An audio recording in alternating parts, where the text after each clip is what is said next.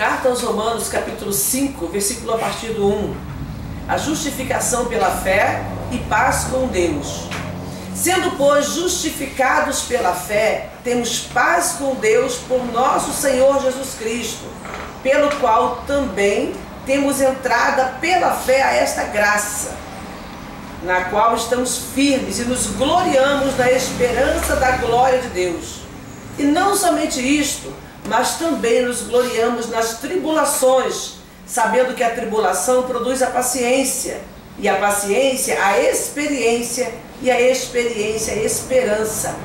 E a esperança não traz confusão, porquanto o amor de Deus está derramado em nosso coração pelo Espírito Santo que nos foi dado. A palavra diz aqui que nós fomos justificados pela fé. O que é justificado pela fé? O que é justificado? Nós fomos tornados justos. Por quê? Pelo mérito meu? Porque eu fiz alguma coisa boa? Porque eu sou santinha? Deus me escolheu porque eu sou boa? Não, a palavra diz que nós somos justificados pela fé no nome de Jesus Cristo, pela fé na sua palavra, pela fé nas suas promessas. Isso nos traz justificação. Eu era pecadora, não merecia, não mereço, mas eu aprendi a confiar no Senhor pelo Espírito Santo que Ele me deu. Amém. Ele me deu do Espírito, e através do Espírito que Ele me deu, eu aprendi a confiar. E a partir do momento que eu aprendo a confiar nele, eu compreendo o sacrifício feito no Calvário, eu tomo posse do perdão que Ele me deu, e então eu aprendo eu tomo posse dessa justificação. Agora eu sou justa. Não sou justa por causa das minhas obras. No versículo 2 ele diz aqui, olha, pelo qual temos entrado pela fé a esta graça. Que graça é essa? A que ele se refere aqui? A justificação. Foi de graça. Foi um favor que o Senhor me concedeu sem eu merecer. Eu não merecia nada. Aliás, qual era o meu mérito? Eu merecia a morte. Eu merecia o inferno. Por causa dos meus pecados, por causa da minha maldade.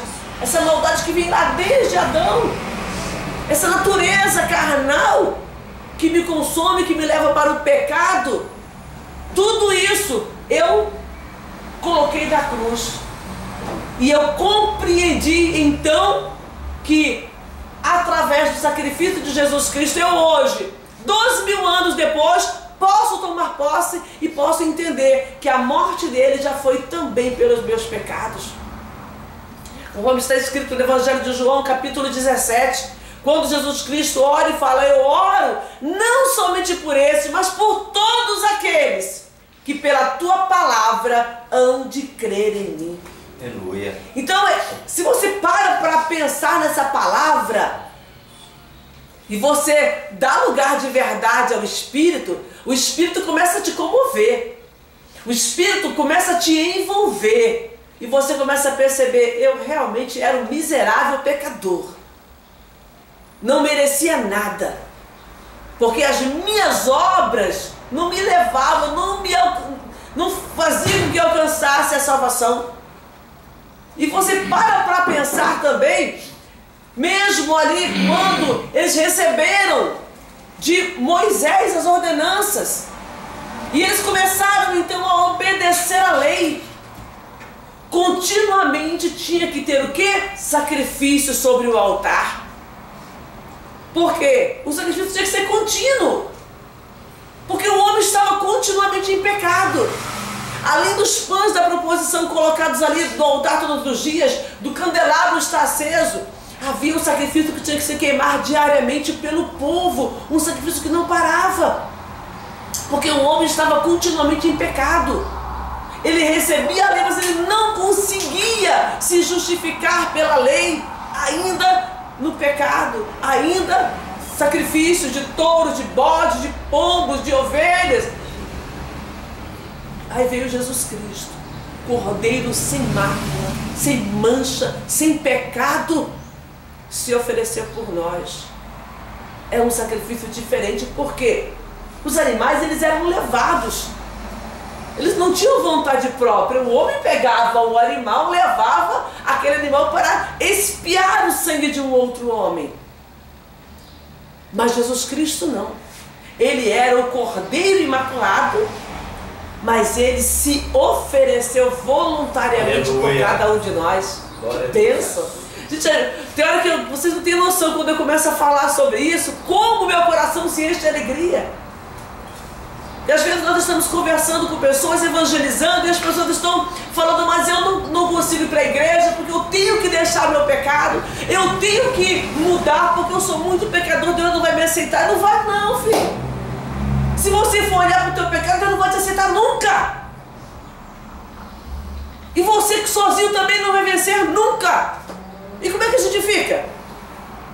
Se Deus não me aceita com o meu pecado, se eu não tenho poder para mudar essa minha natureza pecaminosa, como é que eu faço? Olhe para a cruz. Aleluia. Permito que o Espírito de Deus fale no meu coração e eu obedeça. Em Apocalipse 2 e 3, quando o Senhor manda que João leve as cartas, né? Deus dá uma revelação para ele escrever as cartas e entregar às 7 igrejas da Ásia. Em todas elas está escrito o que ouça, aquele que tem ouvidos, ouça o que o Espírito diz à igreja. E é o que a gente tem que fazer. O Espírito está falando no nosso coração, eu não vou ser rebelde. Tem muita gente que fica assim, ah, pastora, mas eu estava com vontade de ir para a igreja, mas aconteceu alguma coisa e eu não pude ir. Ah, mas aconteceu algum imprevisto, aí eu não estava com ânimo. A tua carne chama para o pecado. A tua carne chama para te afastar de Deus. Mas você tem que dar ouvido à voz do Espírito que está dentro de você te falando, vai, vai, vai, toma posse. Larga o pecado, vai para Jesus. O Espírito está falando isso para você. Ele fala isso contigo continuamente. Larga o pecado, você não pode fazer isso. Abandona. Mas a tua carne está lá, mas é tão bom, mas não, só mais essa vez. Só mais esse cigarro, só mais essa bebida, só mais esse sexo, só mais essa raiva, só mais esse rancor, só mais essa mágoa, só mais isso. Você está sempre querendo deixar alguma coisa. E eu tenho que deixar tudo. Colocar tudo no altar de Deus e falar, Senhor, eu não tenho forças, eu não tenho capacidade, mas eu creio no sangue que foi derramado lá na cruz para me perdoar dos meus pecados, para me purificar de toda imundícia e me fazer uma nova criatura. Glória a Deus. A gente vai ter o batismo agora. Pensa, é sepultamento. Eu lembro do meu batismo, na época nós tínhamos o culto da manhã, à tarde os irmãos se juntavam da mocidade, e irmãos também, para fazer evangelismo de rua, e à noite tínhamos o culto. Eu lembro que eu batizei com meus 2 irmãos, com o Valdir e o Walter. Então nós fomos para a igreja, já fui em jejum, na bênção, aí nós batizamos, tivemos o culto, terminou o batismo, o Walter saiu, né, com a noiva dele, e o Walter, que eles congregavam numa outra filial, e eu e o Valdir éramos da sede. Pergunta se a gente arredou o pé daquela igreja aquele dia. Nós saímos dali, fomos lá, comemos um lanche, depois era 1h da tarde, 1h30, aí começamos a conversar com os irmãos, descobrimos que tinha evangelista, nós saímos para a rua para evangelizar, passamos a tarde inteira na rua evangelizando, né? E de noite na igreja, saímos do evangelismo, ficamos na igreja, não lembro se a gente lançou, se não lançou, ele estava sem dinheiro, e ficamos na igreja o dia inteiro, de 9 da manhã às 10 da noite quase. Só ali na presença do Senhor. Gente, foi a coisa mais maravilhosa, a experiência muito marcante na nossa vida. E nunca, em 34 anos, eu nunca me arrependi dessa experiência. Pelo contrário, cada vez eu quero mais, cada vez eu quero mais descobrir e desfrutar de Jesus. Eu estava conversando com o meu irmão, o pastor Atenógenes, eu falei com ele de manhã e com os irmãos aqui, eu falei, olha, a minha casa sempre foi, desde que eu me converti, A minha casa sempre foi extensão da igreja, porque com 1 ano e meio eu já estava lá na igreja de tempo integral. Aí fui trabalhar na igreja de tempo integral, depois casei e sempre minha casa, morando nos fundos, sempre a minha casa sendo uma extensão da igreja. E aí a igreja está dentro da minha casa, então é sempre assim, você acaba vivendo isso. Você acaba vivendo o evangelho de forma mais intensa. Eu dou glória a Deus por isso. Tem gente que fala, mas vocês acabam não tendo privacidade, mas vocês... Olha, pode até ser que em alguns momentos isso tenha feito diferença sim, principalmente na vida das filhas que acabaram crescendo assim, mas ao mesmo tempo eu louvo ao Senhor. Porque isso nos faz ter mais comprometimento com a palavra. Eu não posso escandalizar o nome de Jesus de maneira nenhuma na minha vida, porque a minha vida ela é referência também na vizinhança. Todas as pessoas nos conhecem aqui há mais de 20 anos. Onde nós morávamos também antes de vir para cá, era a mesma coisa. Então, quanto mais você se envolve e se compromete, mas isso também te capacita a vencer as adversidades. Aleluia. Você sabe que você não pode errar. E eu acho bom, porque o cristão tem que saber que ele não pode errar mesmo.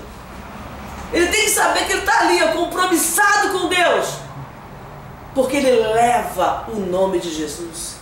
Paulo lhe fala, eu trago no meu corpo as marcas de Cristo. E ele não estava falando de brincadeira não. Ele estava falando literalmente, porque ele tinha o corpo todo marcado por açoites. 5 vezes ele tomou uma quarentena de açoites, era uma quarentena de açoites menos 1 cada vez que ele tomava, porque não podia dar 40, porque dizia que aviltava o ser humano, então ele dava 39. Aí ele tinha o corpo todo marcado. Ele sofreu fome, sofreu nudez, sofreu martírio, um monte de coisa, apedrejado, arrastado por fora da cidade como um morto. Então ele tinha literalmente as marcas, e é bom que você tenha mesmo as marcas de Cristo. Tribulação, elas vão vir, mas o que diz a palavra aqui? Nós lemos, e não somente isso, que ele fala no verso 2 que ele... Nos gloriamos da esperança da glória. Oh, glória, eu vou receber da glória de Deus. A glória de Deus vai estar sobre a minha vida. E um dia eu vou estar na glória. É muita glória, muita glória, muita glória. Só glória. É bênção. Mas a palavra diz também no verso 3. E não somente isso, mas também nos gloriamos das tribulações. Então você se gloria, em primeiro lugar, porque você sabe que os teus pecados foram perdoados. E que você tem direito a uma nova vida.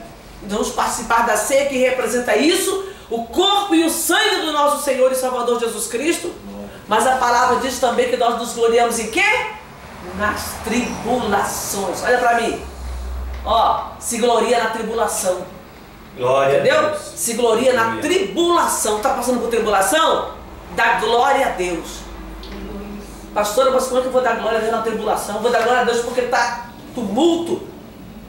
Eu vou dar glória a Deus porque eu estou sendo afligido. Paulo diz, e não somente isso, mas também nos gloriamos das tribulações, sabendo que a tribulação produz paciência. Você vai ter que aprender. Se você tem a palavra no teu coração, você vai entender isso. Você vai ser atribulado e você vai ter que resistir. E aí daqui a pouco quando vier uma outra tribulação, você já está um pouco mais manhoso no negócio, como diz, né? Você já tem um pouco mais de entendimento, de conhecimento, você vai ter um pouco mais de força para suportar, você vai aprendendo a ser paciente. E a paciência produz o quê? Experiência. Agora eu não vou fazer de novo, foi errado. Porque eu aprendi. Então eu já tornei a pessoa mais paciente, agora eu estou mais experiente nessa situação. E a experiência produz esperança, porque você começa a entender minha vida pertence ao Senhor, eu estou aqui na terra, né, de passagem, onde o pastor fez aqui, tocando, fez 60 anos. Bênção, né? 60 anos. Ele, já há muitos anos, ele sempre fala, é um ano a menos. A gente fala, é um ano a mais, não, é um ano a menos que me separa de Cristo. Aleluia. É um ano a menos que me impede de estar perto do meu Deus para sempre, eternamente. Nós não queremos morrer, porque Deus colocou em nós um instinto de sobrevivência para que nós pudéssemos ter uma vida saudável. Mas espiritualmente falando, você sabe que melhor é estar com Cristo. Enquanto aqui eu tenho que frutificar, mas quando eu chegar na eternidade não tem sofrimento, não tem dor, não tem nada. Então veja bem, quando eu estiver ali, hoje estou bem aqui, estou. Se eu falar para você que eu estou mal, eu estou mentindo, eu estou bem. Eu estou bem com a minha família, eu estou bem com um monte de coisas. Tenho lutas, bastante. Tenho coisas que me fazem angustiar, tenho. Tem muita coisa que eu gostaria que fosse diferente. E eu tenho certeza absoluta que todos vocês aqui têm. Tem coisa que você fala, não queria que fosse assim. Por que tem que ser assim? Por que, irmão? Por que tem que ser assim, irmão? Podia ser diferente. Tem gente que fala, eu não suporto mais isso. Aprenda a suportar. Aprenda a ter paciência. Quanto mais você levantar a tua voz em murmuração, pior fica. Eu aprendi com a minha mãe dentro de casa, que minha mãe não era crente, que a gente não devia xingar palavrão. Meu pai xingava, mas minha mãe falava, não xinga. E durante muitos anos eu não xingava palavrão, nem em casa, nem na rua.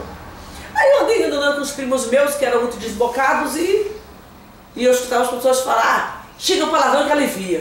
Aí eu comecei a xingar os palavrões. Mas aquilo saía tão mal da minha boca. Sabe quando você fala uma coisa que... Aí eu parei. Eu mesmo comecei, eu mesmo parei. Antes mesmo de me converter, eu já tinha parado, que eu achava feio, porque eu aprendi que não era certo. E aí eu tentei fazer, porque as pessoas diziam que se você xingasse, você aliviava. E eu via que quando eu xingava, eu ficava com mais raiva ainda. E aí hoje, depois que eu me converti, começando a entender o princípio da palavra, que a murmuração é uma linguagem do reino das trevas, que a linguagem do reino de Deus é o louvor, eu comecei a entender. Não, quanto mais você murmura, quanto mais você reclama, mais você dá lugar ao diabo. E não tem paz quem dá lugar ao diabo. Os ímpios não têm paz. Então por que eu vou fazer isso? Eu vou louvar. Eu não estou entendendo nada, mas eu vou agradecer. Simplesmente louve, simplesmente adore. Eu não estou entendendo nada, Senhor, mas eu sei que o Senhor está no controle da minha vida. Então essas coisas que estão aí, essa turbulência, o Senhor vai me dar uma resposta de paz. Porque o crente que foi atribulado, ele aprendeu a ter paciência, ele se tornou experiente e ele se torna então esperançoso. Guarda isso para a tua vida. Quando você estiver passando por uma tribulação muito forte, um vento muito forte, você lembra, a tribulação produz paciência. A paciência produz experiência. E a experiência produz esperança. Porque o amor de Deus foi derramado no meu coração. E eu vou vencer. Vai ser só mais uma batalha na minha vida. Vai ser só mais uma vitória para minha conta. Não tem vitória sem luta. Você é vitorioso? Você venceu o quê? O que você venceu até agora? Você foi atribulado?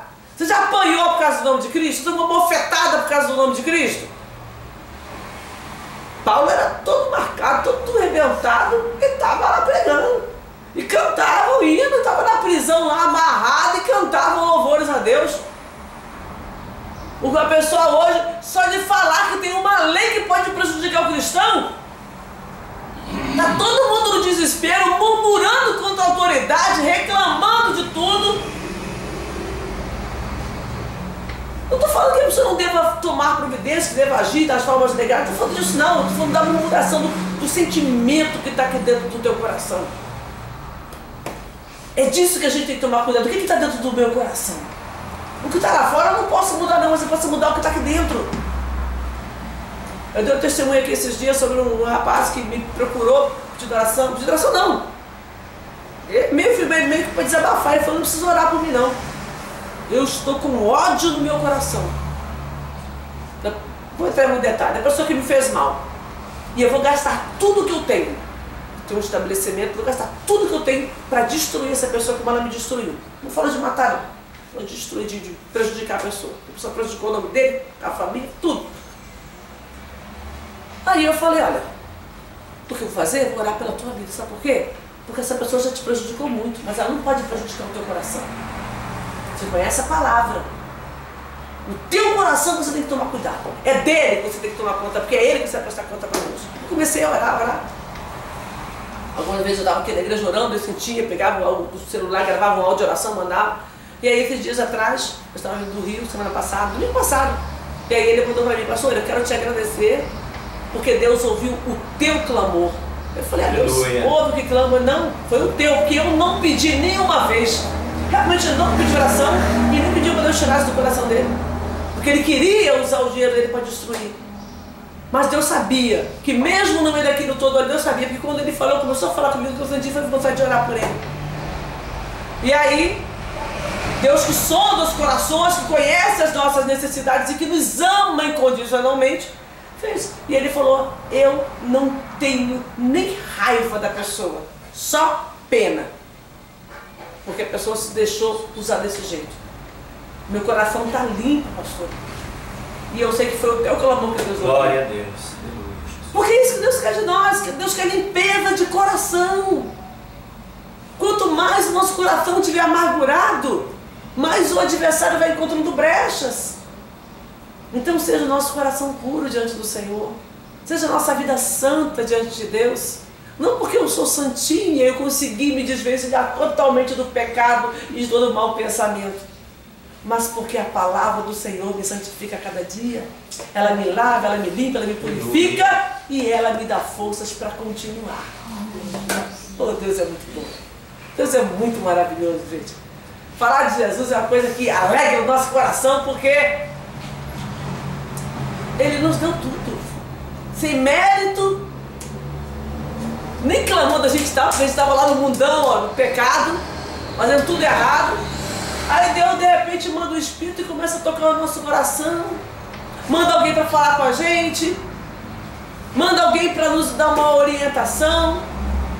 Eu já tinha ido na igreja algumas vezes, com minha mãe, depois fui com meu irmão. E um dia eu estava fazendo um curso.